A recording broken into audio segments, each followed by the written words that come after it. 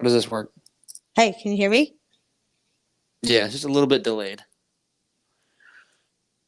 That'll work perfect. Okay.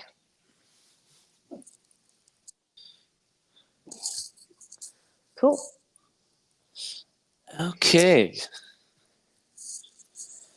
So, the first question that I will ask everyone I come on here is what do you want your legacy to be?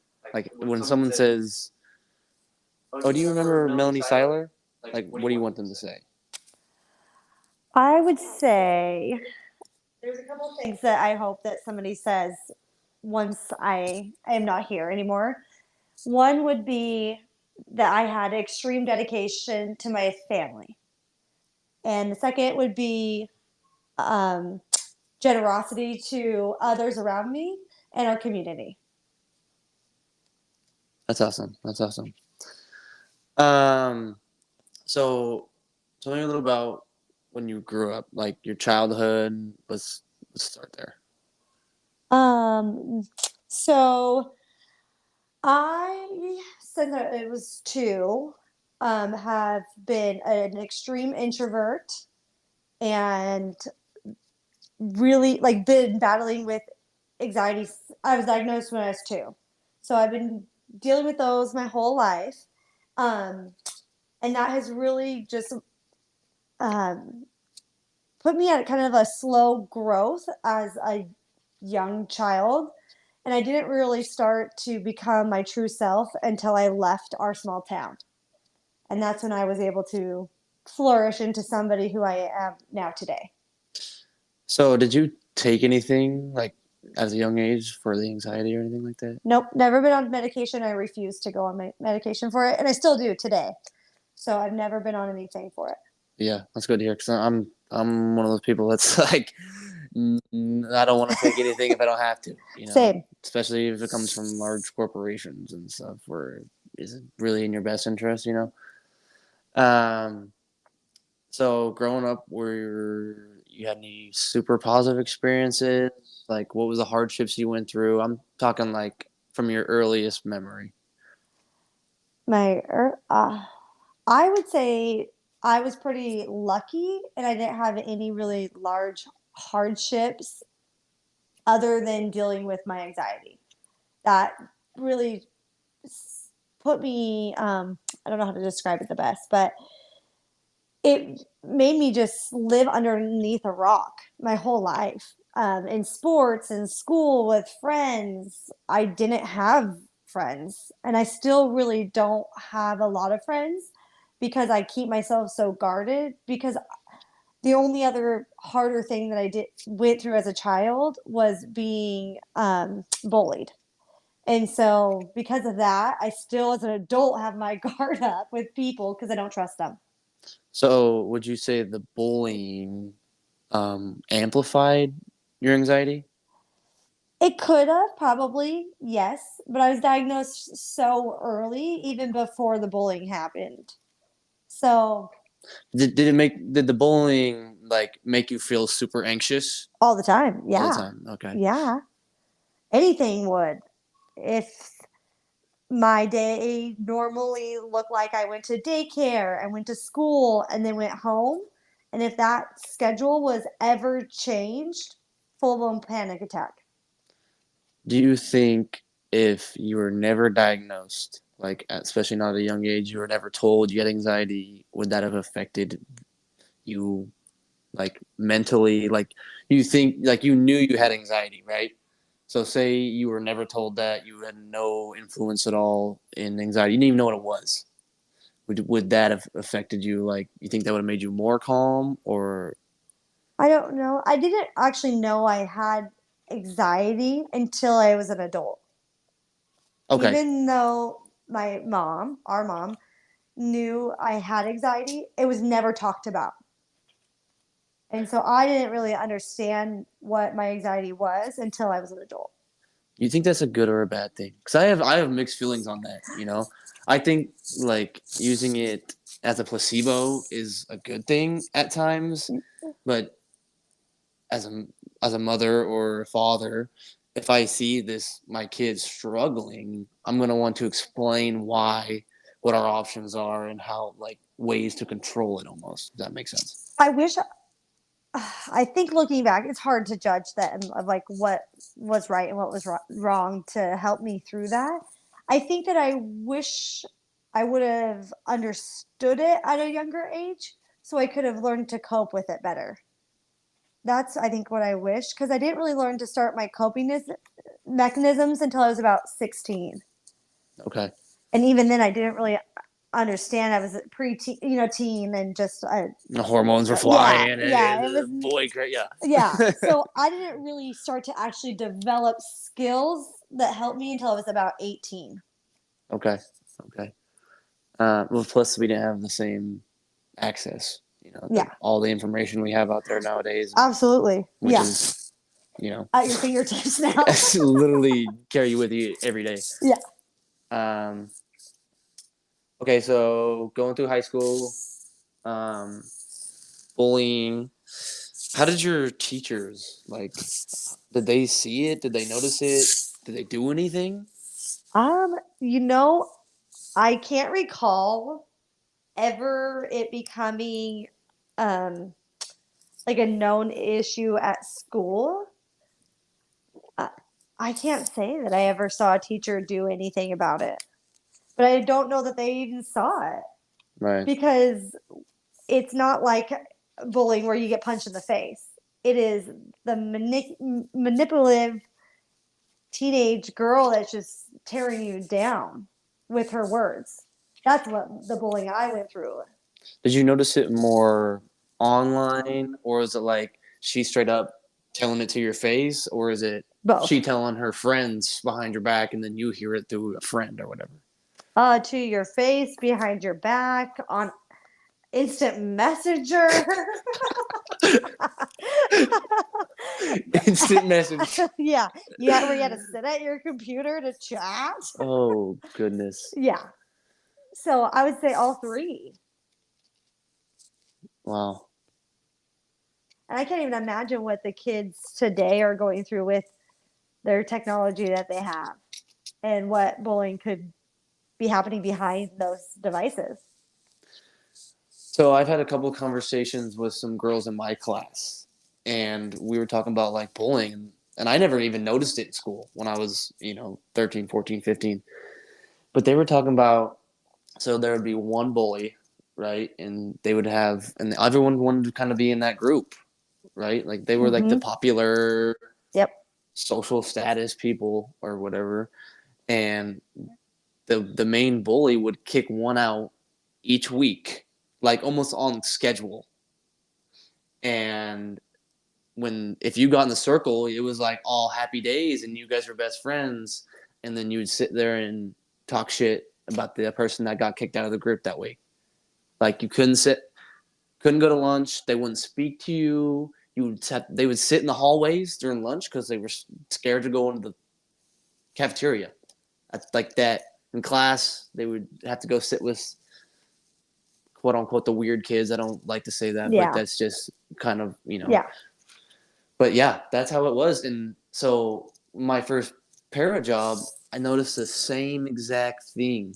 There would be a group of 4 or 5 girls, and there'd be one sitting over there by herself. And I'm like, it's got to be the same thing happening. I didn't ask questions because it was my first day, but I was like, wow, like this has been going on for that long. Yeah. Yeah. And that was like the same thing with the way that I got bullied is there was one person, we all wanted to be her friend. Sometimes you were cool. The next day you had no reason why you weren't cool anymore. It's just crazy. Yeah. And it really tears you down as like a young preteen. Like it really screws with your head and your confidence. Like I had zero confidence in high school. Zero. Okay, so my question is, and I asked these other girls the same thing. Um, for an upcoming teacher, and specifically middle school. Not to say that's me or anything, but it is. What would your advice be? How can I help these young women? I would encourage, I think that, oh gosh, I don't really know. But I'm trying to put myself back in those shoes in those situations. And if a teacher would have helped me make new friends and give me the confidence with another group of friends, I think I would have been all right.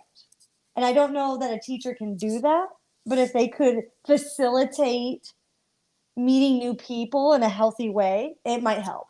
I I definitely think that's possible because like they have like I don't want to say team bonding, but that's kind of how it is. You know what I mean? Yeah. Like they have kind of those things, and the way you can set up your classroom. Like if I can select where I want people, like I have that ability in my own classroom because this is my classroom. You know what I mean? So I can put you wherever you want, and I can put the bully wherever I want her to go. Yeah. I have that choice, Yeah. which I don't want to have to do that because I want to be able to teach um, my students like a peer. I don't want to. I Yeah. want them to grow up. I want them to gain life skills, not just how to solve linear equations or something like that. You know Yeah. what I mean? Like I want to treat them as an adult and prepare them for college or real life. Yeah. You know. So I was curious on your take on that because the other people said I think I wish you would have got them in trouble.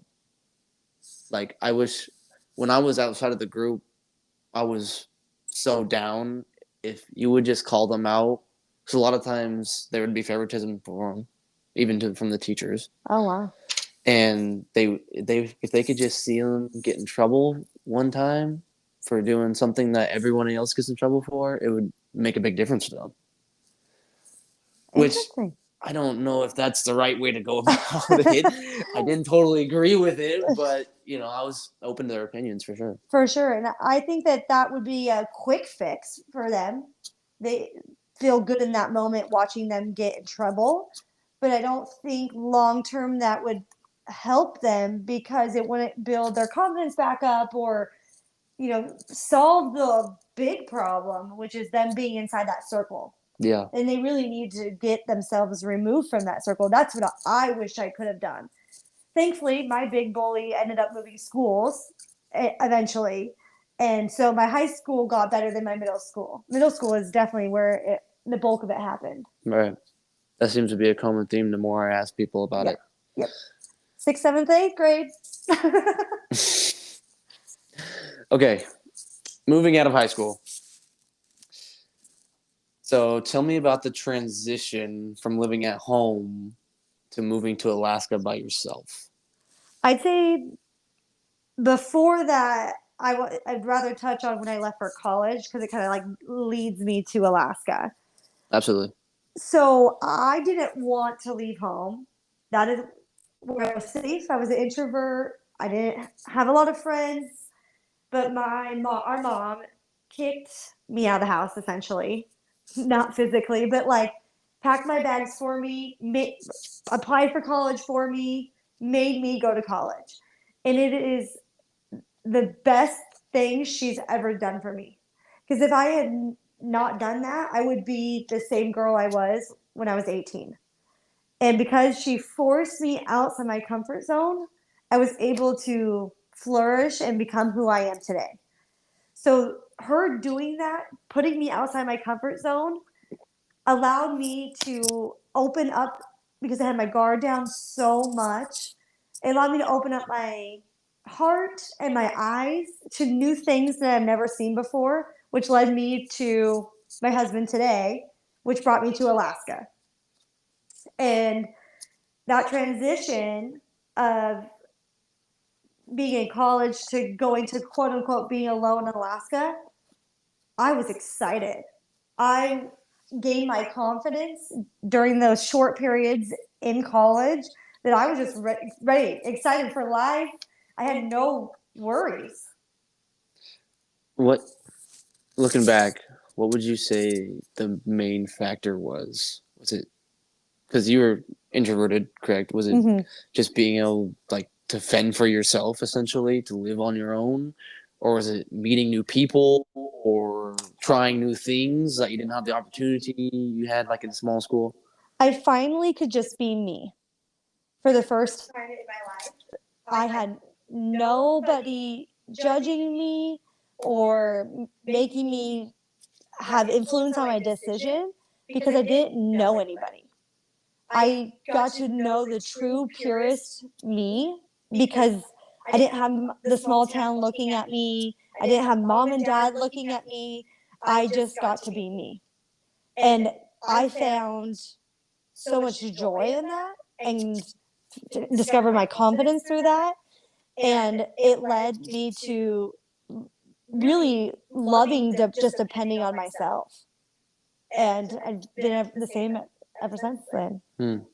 I I have a same sort of experience. So when I moved, I was ready. I was like, I need to get the heck out of here. Like I'm tired of this little town. But for me, it wasn't about finding myself, but more of finding who I wanted to be, if that makes sense. So like I would see qualities in other people, my friends, good and bad. And I'd be like, okay, I can see that, I want to do that, and I could see my like where I want myself to go, and I had all the freedom in the world that I could just do it, Mm-hmm. To the point where I'm on a podcast right now. Yeah. Yeah. So it's like I think just you have to, even this for a year, Mm-hmm. it's it just happens like Yeah. naturally almost. Yeah. That's what I always tell anybody about to graduate. The one thing you can do for yourself is leave this town, but hopefully you'll find your way back because it is life changing to leave. Yeah, I think it's almost a necessity. Oh, absolutely. Yeah. Yeah. Okay. So now you're leaving college and you're excited to go to Alaska. Yep. And you're going with Bobby. Yeah. Right. Yep. So you get there and you're still in school, right? Yep. So going to school and you had a job. Yeah, but I started with just like a part-time job at the college so I could meet people. And it was a great way to get my foot in the door, to meet people, yeah. So I did that for a while. It was really tough because Bobby and I were living off of basically no money. So we were in a new relationship, going through financial like struggle, I guess is what to call it. But we were just living paycheck to paycheck off of his tiny military paycheck. And we just kind of worked through that, but it took us a little while to get in our groove because it was so hard financially. So how long were you two together before you moved? Let me calculate my head.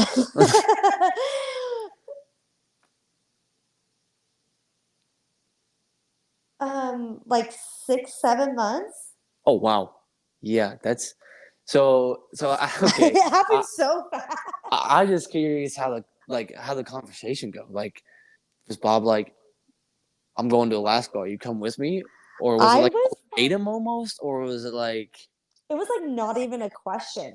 It was like, okay, we're going to Alaska. Oh, so you guys were full-fledged following. We were like, I was really naive when I was that age, and I had imagined, I had fallen for a military guy. Well, the only thing in military I knew was our dad, which his military is much different than active duty. He was reserve or guard, and so he only had to go one weekend a month, and I kind of thought that was going to be our life. No, active duty is so different. So I thought when he went off to basic training, he was just coming back and going to be in Tacoma. Not a big deal. Well, when he told me his assignment was for Alaska, I was like, oh. And he's like, so you're coming, right? I was like, yeah, I guess so. So I moved my whole life there. So how was the transition in? Were you living with mom and dad at the time? No, I was at Central, going to college. Okay, so you're by yourself to being 6 months into a relationship, 6 or 7. Yep. To full on living. Yeah. With your boyfriend. I had a little bit of a transition because school was out and he was still in tech school. So I came home and lived with mom and dad for like a month or so, and it just worked. And then when he got moved to Alaska, that's when I went. So basically, a full quick transition Did it affect your relationship at all? in the best way possible. So it brought you guys closer. Yeah, we started to grow up together. Mm. We had to figure out life together. We were new to it together. Okay, so we're at the point now. You're going to school and working part time, Mm-hmm. and then you went into sales. Was No, that during after you graduated? no. So I was going to school full time, working part time, and then I shifted that. I decided college was never for me. I finished. It took me a while, but I finished. But during this process, I learned that like I just want to work. I love to work. And so I got a full-time job and I switched it to working full-time during the day and taking night classes at part-time. And so I started as a receptionist and I worked my way up a company until I was the HR director and payroll specialist. And at that point, Bobby and I had bought our first investment, real estate investment, and my real estate agent recruited me to become a real estate agent. And so that's where my transition happened. So how are you introduced to buying real estate? Through a friend or Good question. Bobby went on a long deployment for almost 9 months. And while he was gone, he researched basically how we can make money without him being in the military. Passive income. That was what he researched for 9 months. And while he was gone, I moved us into a duplex and I really got to know the landlord. And we both looked at each other one night and said, if this guy can be a landlord, we can be a landlord. And we started shopping for houses the next week. wow. So, and we chose to buy a fourplex for our first house instead of the traditional single family home because we wanted passive income so that we didn't have to live the military life our whole life. That makes sense. So where were you at financially when you said, okay, let's just go buy a fourplex to start it off? Well, this was 3 years into being in Alaska at this point, I think.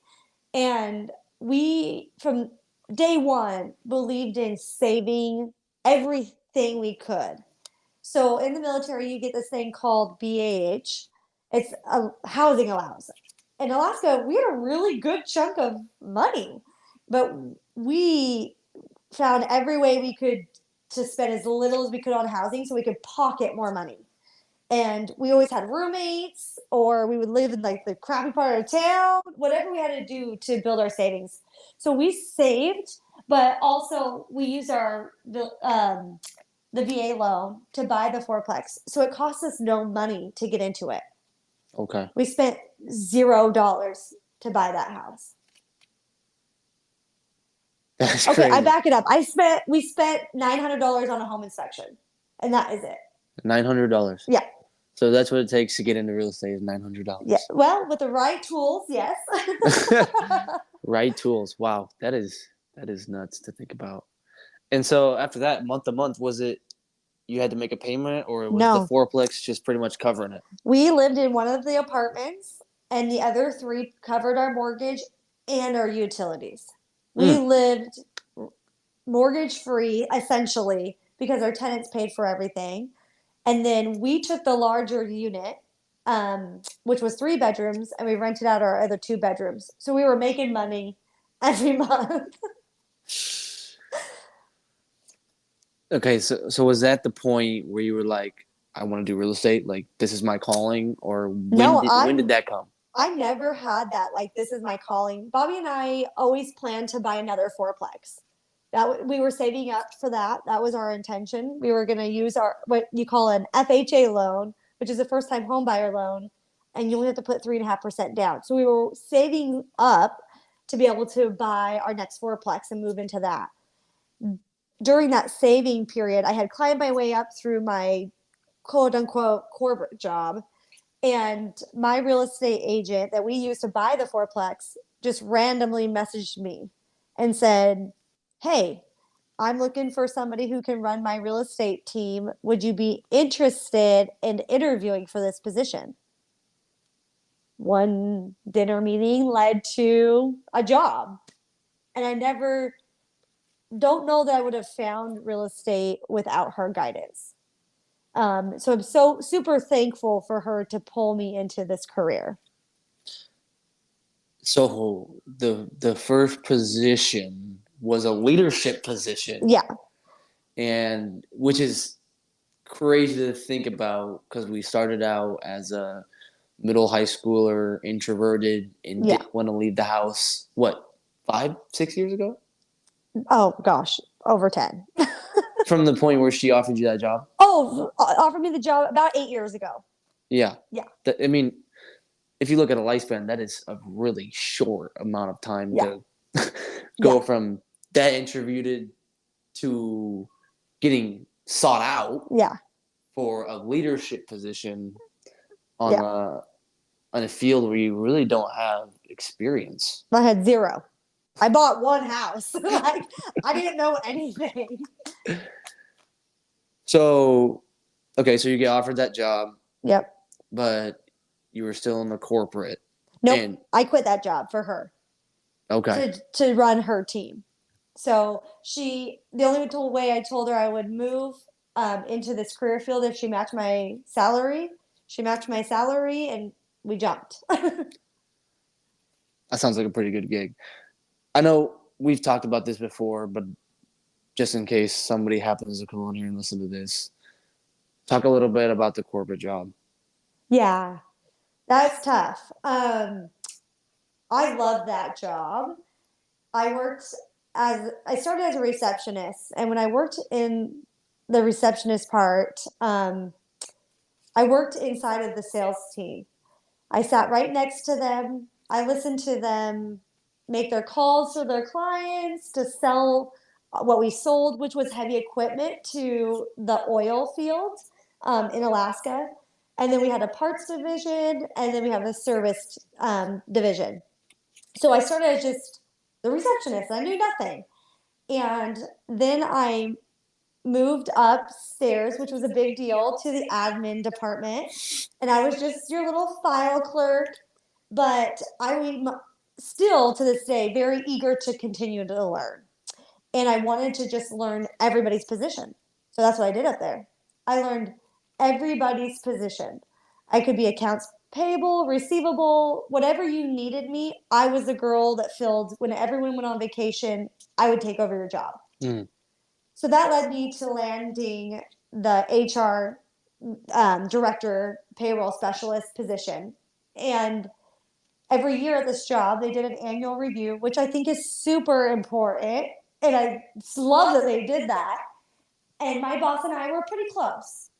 And I told him, like, okay, I've mastered this job. What's next for me? And he looked me dead in the eye and said, "You and I both know this is the highest you could go in this job." Because I had told him 6 months prior that I wanted to be in the sales department. I was super passionate about it. I had learned all of our machines. I knew what was going on. And I wanted to be the first saleswoman in our industry. I wanted to do that for that company and for myself. And the CEO of that company did not believe that women could be in that position. And so that's when I kind of knew all that was happening right at the same time I got offered the job for real estate. And it just seemed like it was a calling to leave. So I put in my notice and I took the job. Yeah. How long ago was that? About eight. That was about 8 years ago. 8 years ago. Yeah. It's just that still just blows my mind that people are. I'm guessing they still are. If that's happening, within the last 8 years, that there's still that prejudice. I thought we were over that. Really, Yeah. by that point, I thought that was, that we threw that out the window. But I mean, it's definitely is Yeah. around. And I Yeah. was super naive. I didn't even really know that was a thing. And so I was so taken back when they're like, he won't allow a female in that position. And I was like, what? Like, no, that's, I'm more than capable. I've proven that. Yeah. Yeah. That one gets me every time. Yeah.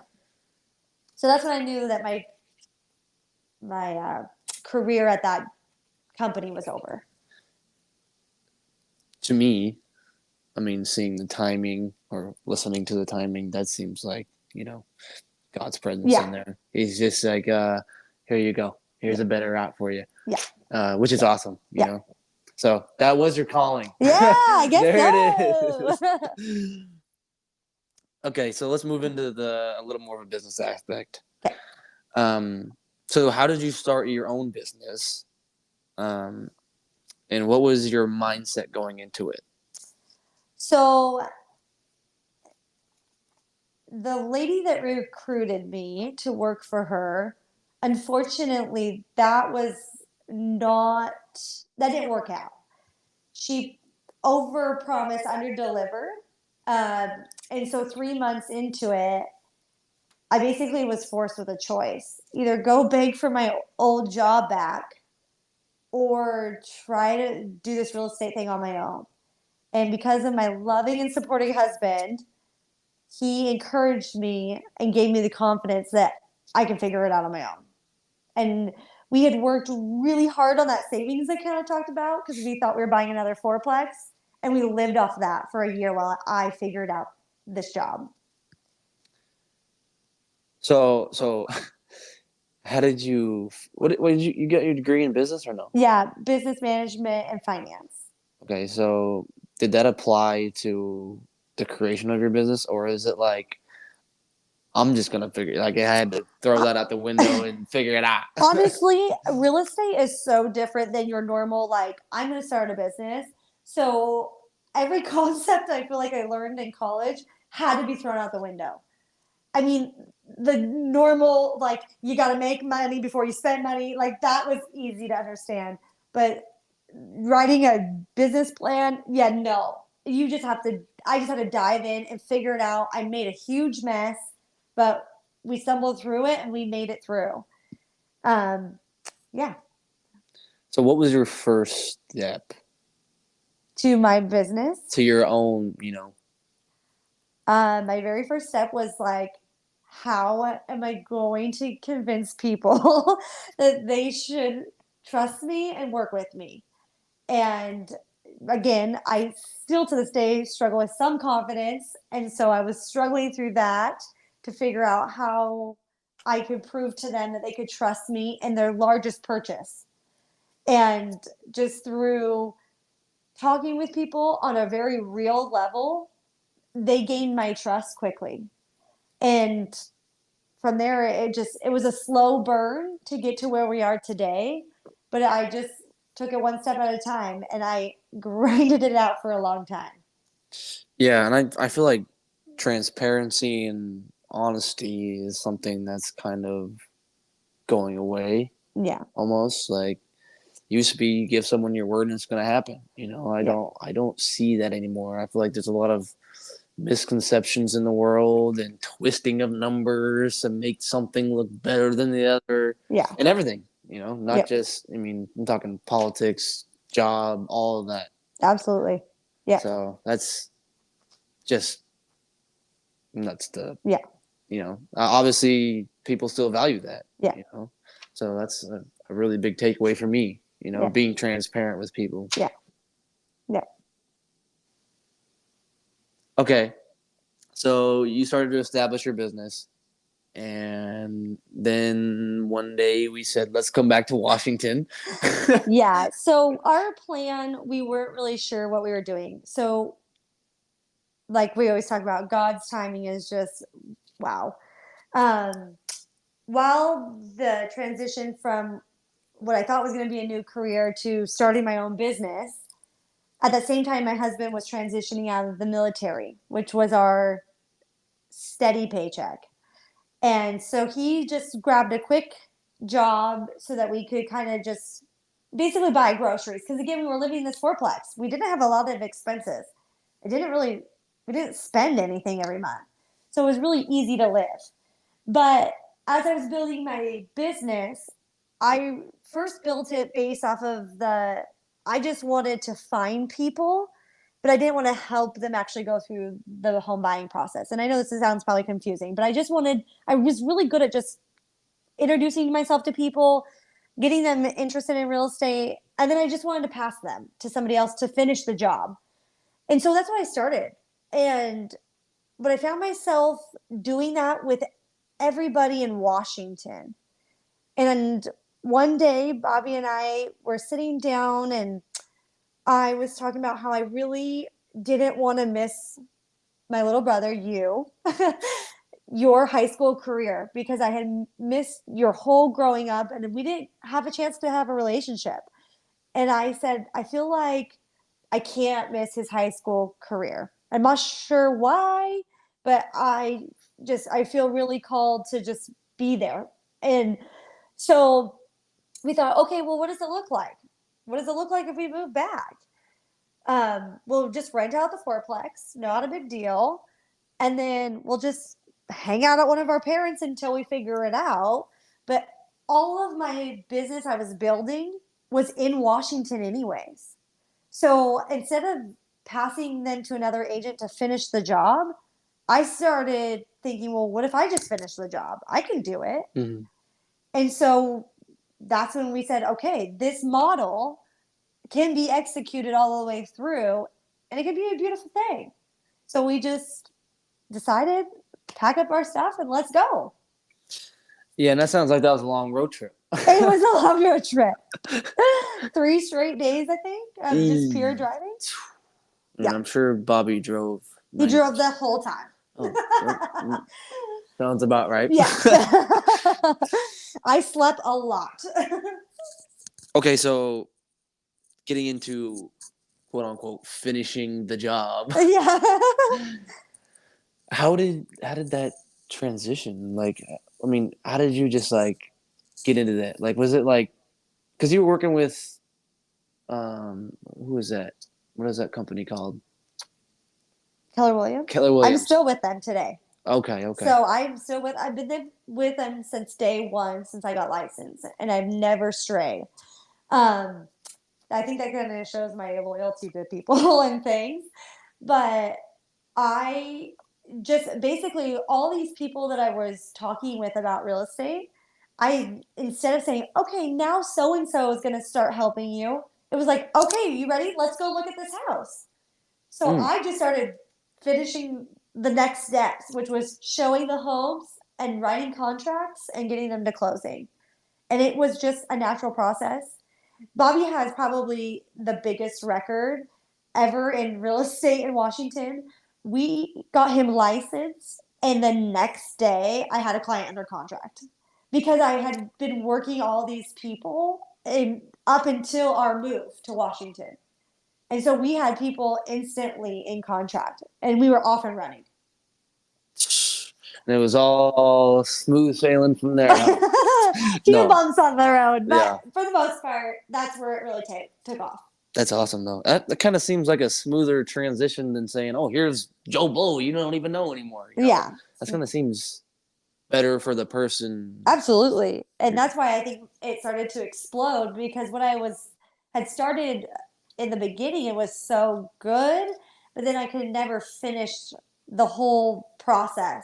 And people get lost along a process when you pass people or whatever. And so the fact that Bobby and I got to keep our clients with the two of us, that's when it just started to really expand and grow.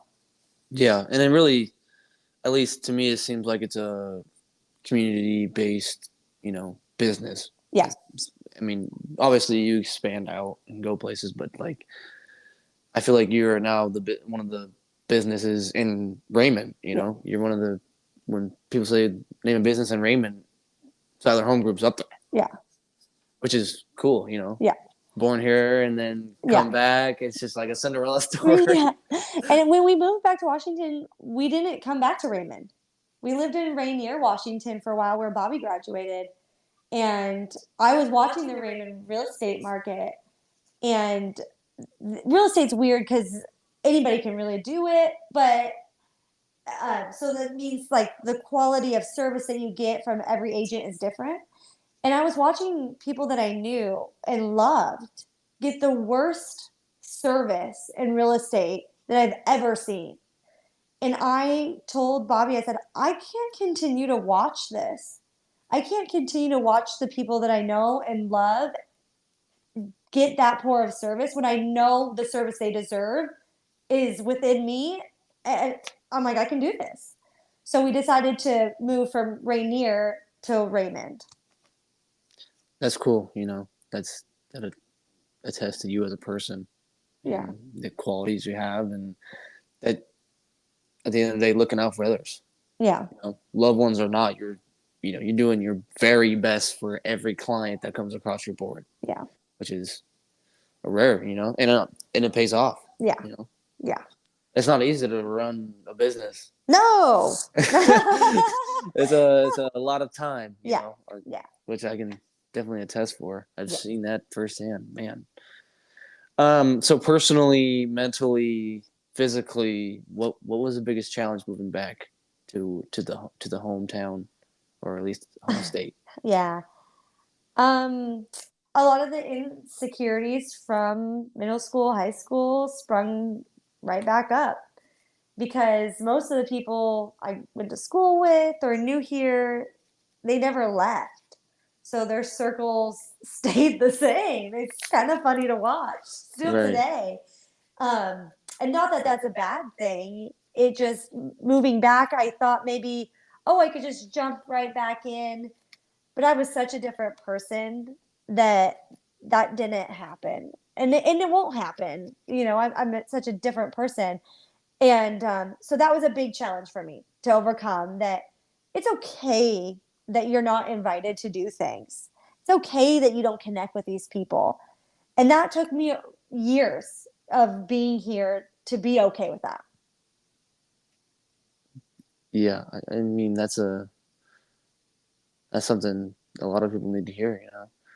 But did you try to reconnect at all when you came back? Was it like, did I try to get back in the click group, or was it like, I kept my guard up. I didn't really want to get back into any cliques. I had removed myself and from that. Um, and the life I lived in Anchorage was not like that, and I didn't want to go back to that. So though yes, maybe I put some effort, I didn't put my all into it because it's not what I wanted.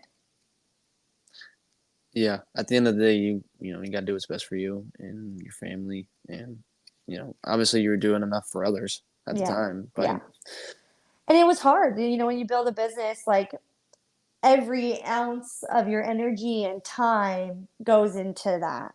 And that's where I was at when I moved back, as I was building something from ground up. And so all of my time and energy went to my business. And so, did that affect you physically? Did you start feeling drained after working full 12, 14-hour days, or was oh it? yeah. Yeah, it would kind of was go in cycles, like up and down. You get really hyped and excited because business is good and you're just riding that high for quite some time, and then finally your body releases and I just kind of crashed. I'd say I'm still kind of riding through that. It's still a challenge today. It's still something I think I will always challenge with as I still continue to be a business owner. Was there anything you did to like escape for a moment? What was the stress reliever? Because it's got. I know there's a lot of stress in owning Yeah. a business and in real estate in general. Just being an agent at the end of the day. Yeah. I um didn't really learn like coping mechanisms until about 3 years ago, which was I need to pour my full self into something else. And that's when we really started to expand our rental portfolio. And that's where I call it a hobby because it's what I can do when I'm not working. And I get to pour my energy into something that's building our future. And that's important to me. So you're doing something for yourself, Yeah. and that kind of brings you happiness Yeah. and relieves stress and Yeah. things like that. Oh, Yeah. that's I, cool. And I never thought of something like that. Like the way mind works is, I guess it's kind of like that, but I jump into the physical, like, because right after a workout, I'm just floating. I'm as high as I can be. That's where I'm at my happiest and most stress free is right after a workout. You get done. It was really hard. Most like you feel like almost you wanted to quit at one point in it, and I get done and I'm like, yeah, yeah. I did that. Yeah. You know, Yes. but at the end of the day, you're striving to work on your body, which works on your future. Yeah. So it's kind of the same Yeah. related to right Yeah. there. Where do we want to go with this? Well, and most recently, like, I've really, really learned how to check out and refill my cup by fully disconnecting from everything. And I couldn't say I could do that even a year ago. Like, this has been the last 7 months that I have really trained myself to, like, not look at my phone 24/7, to check out, go out in my garden or go to our property and just be with nature. And that has really calmed my soul. Okay, so I'm gonna need some secrets on this, how to how to actually do this. This might be groundbreaking stuff. We might be on CNN Fox tomorrow. You never know. So you say nature was the biggest factor? Recently, yeah, like over the last 7 months. Yeah, it is. It pulled me closer to God, and it pulled me to complete peace. And I can find it in the middle of the woods, in the middle of a pasture, my hands deep in dirt. It doesn't matter as long as I am in nature. That's awesome. Wow, never thought about that because a lot of times when I'm by myself or alone, my mind is just going. That's when I'm thinking. That's when I'm stressing. When I'm not necessarily doing something quote unquote productive for myself or others Mm-hmm. is when I'm like, I should be grinding. I Yeah. should be doing something right now. Uh-huh. And that's why it's hard for me to let off stress on something that's not productive, which is, I mean, I'm guessing that's somewhat similar to you because you said to get your hands dirty, you probably got a garden going and Yeah. things like that. But if I don't have something to focus on, I'm like, I'm wasting time. Yeah. Yeah. I wish the day was 28 hours long, but Yeah. it's not. I only have 24 and I'm trying to squeeze everything in there. And Yeah. yeah, it's a tough one to be able to just kind of mellow out for a while. Yeah. You know? It takes practice. It takes a lot of practice. But like you touched on, like the garden, like I can mentally fully check out because I'm just working with my hands and it doesn't take a lot of thought. And I can just be. I'm working towards something though, which is feels that other cup, of like productivity. It makes me feel good. But I'm also told myself that gardening is not let's run to the finish line. It's to slow down, enjoy the process. Things take time to grow, to build. It doesn't need to be rush, rush, rush, get this done. So if you can maybe find yourself a project or something that you can just say, like, there's no time limit on this, maybe it would help. Yeah, I because that kind of defines me is I'm trying to get there as fast as possible, the most time efficient way. Yeah. Yeah. Yeah, that's a good thing to think about. That's a good takeaway for me for sure. Um, so you've been here for a couple years, and then COVID-19 happens. Oh, The yeah. pandemic. Yes, we had to go there. So how did it affect you personally, mentally? COVID-19, I can remember like this, like it was yesterday. We were just starting to really grow our little small real estate team. And we were told, things were shutting down. We were non essential. We could not work.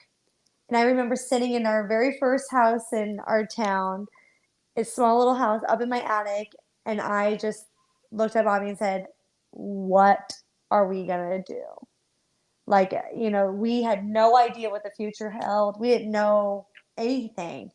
So I just put my head down. I'm not even kidding you. And I just started working 24 hours a day because I didn't know what was about to happen. And I was so feared that I financially wasn't going to be able to be okay. So I just like not double down, I like triple down on work, anything I could do. 3 days later, we were deemed essential. And that's when real estate exploded. And COVID-19 for me was exhausting. Real estate was unbearably busy.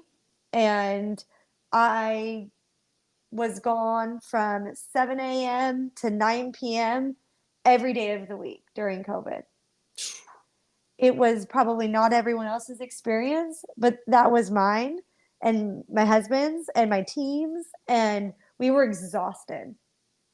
It was fun at first because it was so busy and exciting, but 6 months in, it was old news and it was really tiresome.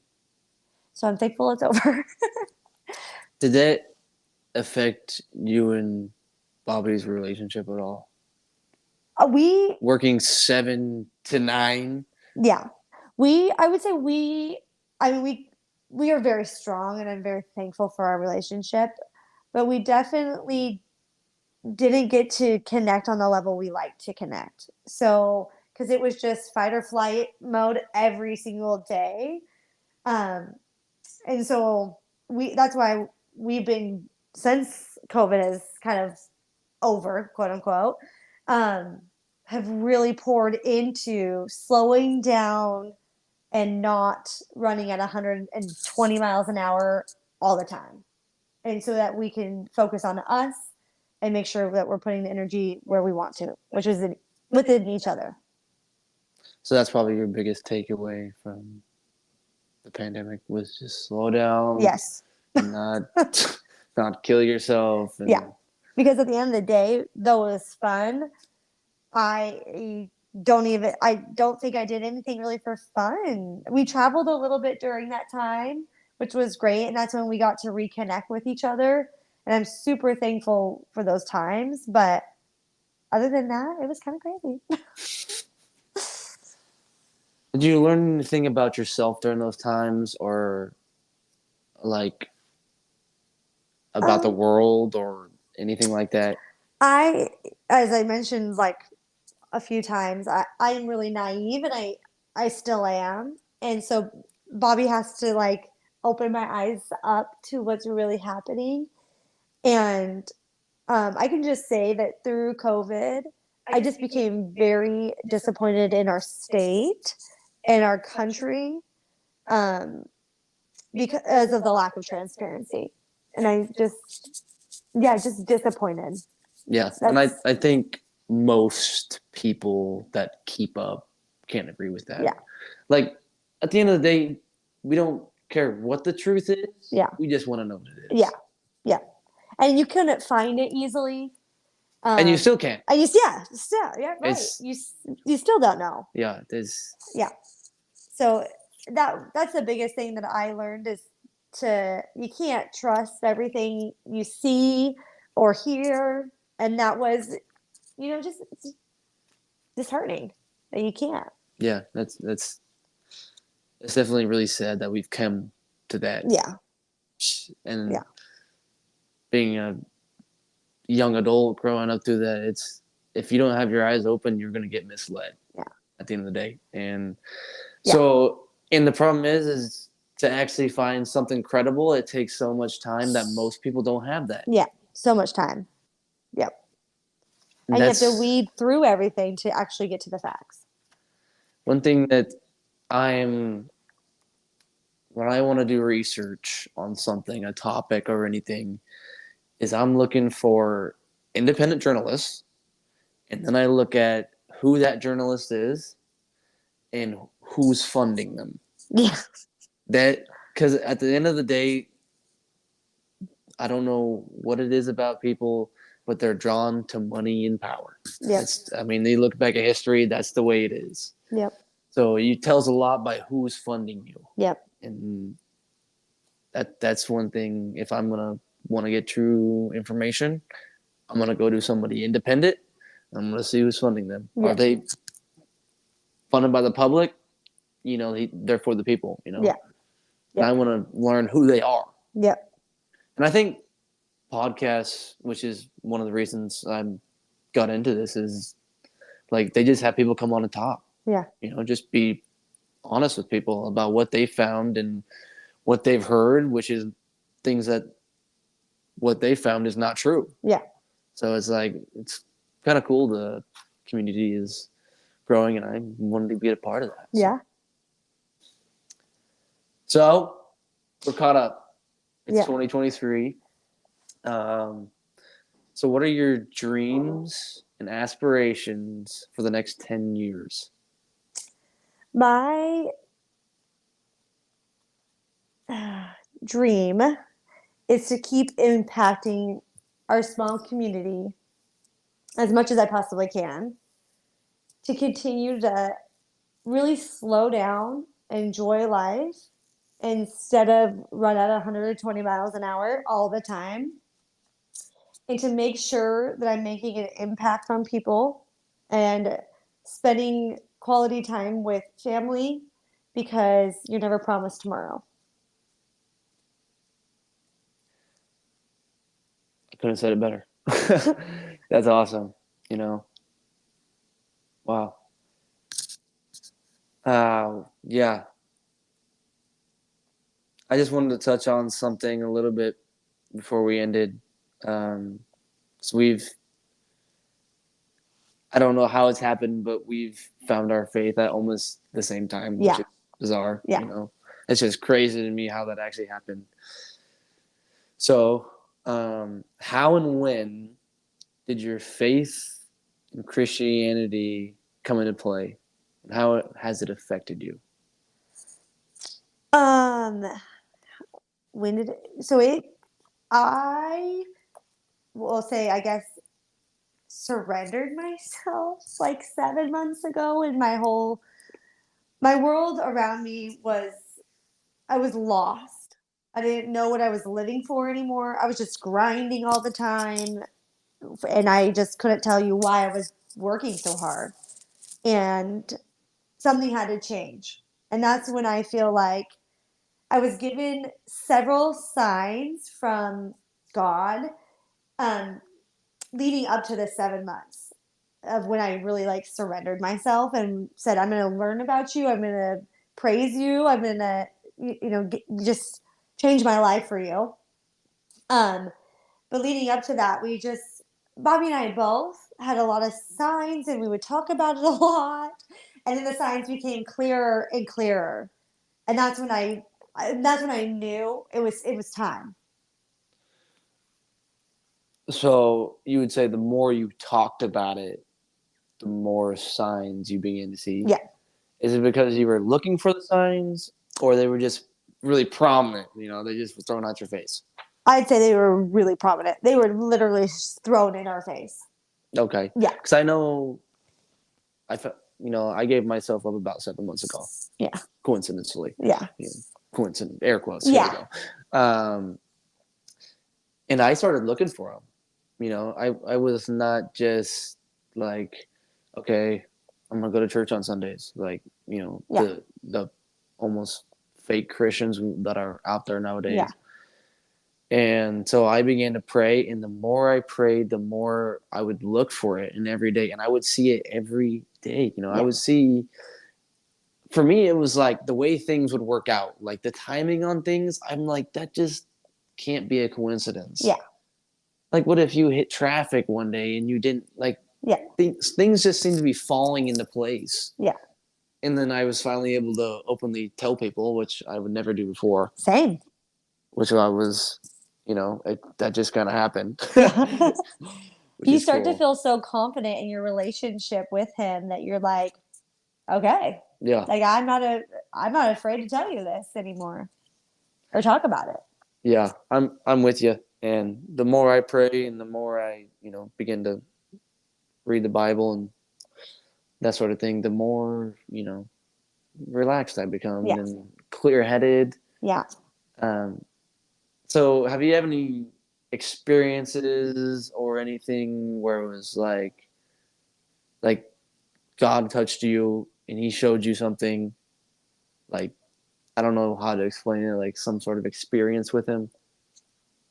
Um, I mean, he's given me super like clear signs on something that I should be working towards, but I don't know what the end of this is. And I can give you an example. Um, we have a farm, and this farm has morphed over the last, I don't know, year and a half or so. Um, we, we first just thought we were buying land to build on, and then we had a coincidence where the driveway shares with the field we bought and a house. And the day we signed the contract to buy the land, the owner of that land said, would you ever be interested in owning the home? And I said, absolutely. Like, if that opportunity ever came, we would jump right on it. We signed the contract with that owner that morning. That night, that homeowner of that house died. And obviously, we now own that house. And so we thought, okay, there's no clearer sign to us that we need to own this home. And then after that, our dad came to us and said, can I live there? And we were both taken back, like, why? Why do you want to live there? You have a beautiful home. And anyways, so now he lives there. And then this year, we had an opportunity of Bobby and I love fourplexes, right? That was our first house. We love fourplexes. And a wonderful opportunity came up this year for us to buy a fourplex. And it was around January. And when we did all the calculations, it was going to cost $125,000 for us to buy this fourplex. And some reason, Bobby and I both came home that night and said, this doesn't feel right. We're not supposed to buy this. We don't know why. And we both were like, we're crazy. No, sleep on it. Like we love multi-families. Like we are buying this property. We woke up in the morning, still feel the same way. It's not supposed to be. So we tell them, we're gonna pass on this home. 2 days later, the property right across from the farm goes on the market for $125,000. No, you just can't make this up. No. So we now own that property That is because bizarre. I didn't know that was the same exact price. same price. And that is why we don't know what his plan is, but he continues to show that that's the path I'm supposed to be on. So That we're is riding it. We don't know what it looks like. that is unbelievable. Yeah. So that whole piece out there is something that I don't know how to explain to people other than it's God's. I don't know. And I mean, maybe that was the place you needed to relieve your stress. And that's where I go. I have a little spot. It's mine.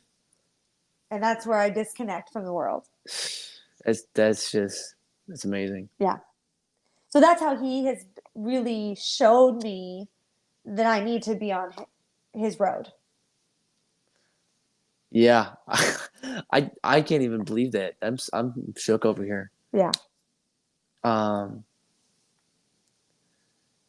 Have you had any personal, like, where you were like, you're talking to him, like you could feel him in the room, or he takes over your emotions, or Um, I can't recall anything specifically, no.